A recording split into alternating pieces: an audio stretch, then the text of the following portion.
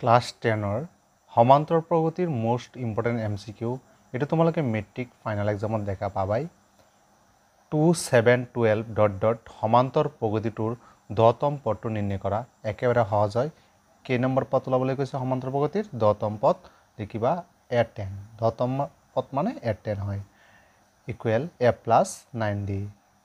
ইয়াত যদি তোমালোকক 100 কয় a + 99d হ'ব এতিয়া 10 কৈছে সেইকাৰণে a + 9d ইয়াত চোৱা ইয়াত a কিমান আছে a মানে ফাৰ্ষ্টৰ পদটো a মানে 2 দিয়া আছে আৰু d কেনেকৈ ওলাই দুটাৰ ডিফাৰেন্স অৰ্থাৎ d মানে হ'ল 7 পৰা অৰ্থাৎ 2 নম্বৰটোৰ পৰা 1 নম্বৰটো বিয়োগ কৰি দিয়া কিমান পালা 5 এতিয়া ইয়াত বহাই দিয়া অৰ্থাৎ a ৰ ভ্যালু হৈছে 2 + 9 * d ৰ ভ্যালু হৈছে 5 তে কিমান হ'ল 2 + 9 5 × 45 45 প্লাস করে দিয়া 47 হ'ব অর্থাৎ 10তম পদটো হ'ব